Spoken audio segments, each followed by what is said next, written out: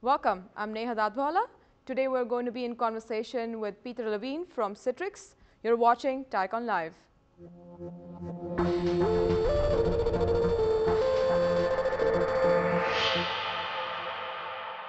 Welcome to TiEcon Live. I'm Neha Dadbhala. Today I have the pleasure of introducing Peter Levine to our studio. Welcome. Thank you. Peter is with Citrix and has been a serial entrepreneur. So let's talk to Peter.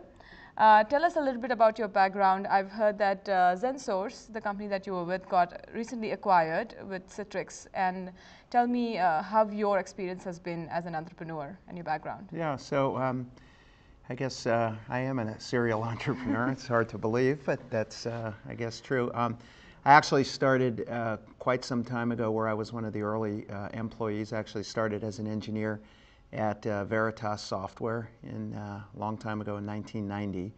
And basically kind of grew up with that company, went from engineering to marketing to sales. And when I left in 2001, I was one of 3 executive vice presidents running a very large part of the company, and the company at that point was $1.5 billion in revenue, and had been become a great success.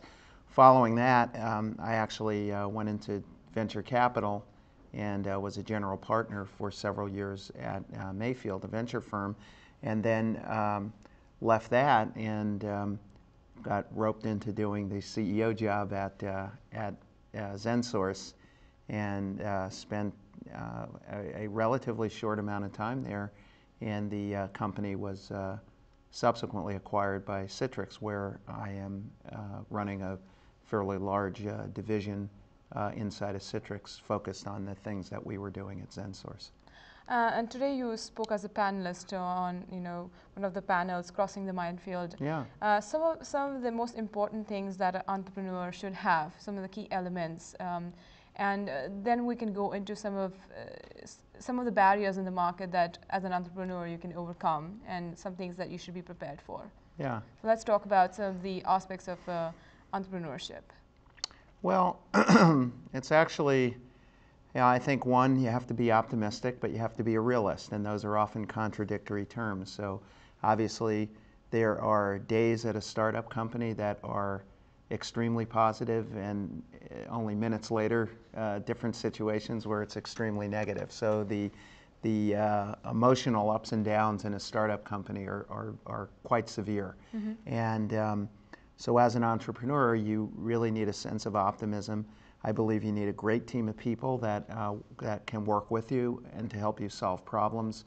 Along with optimism, however, you have to have a sense of paranoia and always be being self-reflective and market reflective on where the company is going, how the company is doing, and not let your optimism blind you to believe that everything that you're doing as a company is absolutely correct and we can't make any mistakes and that stuff. So I think if optimism with a good dose of self-reflection and reality kind of at least make the starts of an entrepreneur.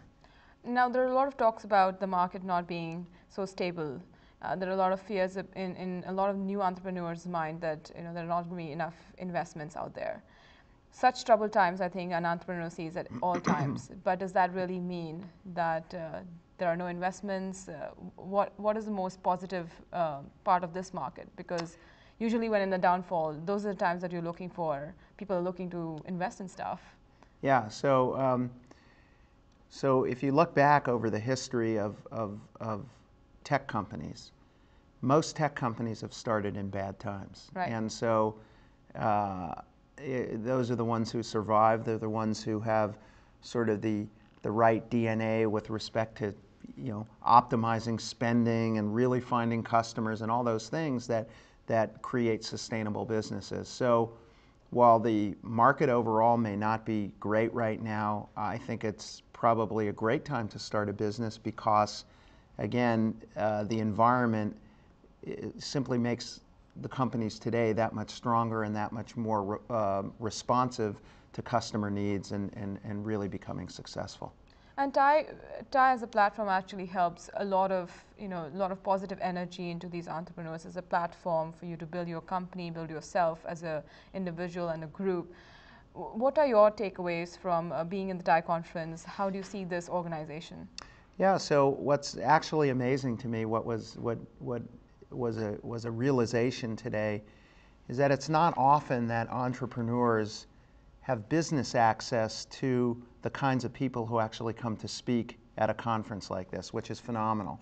Um, I may speak at conferences which are industry related or whatever, but to have a conference like this where somebody like myself can actually impart history and experience upon a group of entrepreneurs is, I think, an incredibly valuable transfer of information that I think is very unique. And I think all the people here seem to be very well served by the great work that everyone does to bring on the right speakers and the right content and all of that. It's very phenomenal. About 400 volunteers go into the making of this conference every year. It's incredible. And then putting everything together. It's a phenomenal energy that goes into this. But thank you very much for being here with us at TiEcon Live. Join us back for more episodes, for more speakers at mytiecon.org.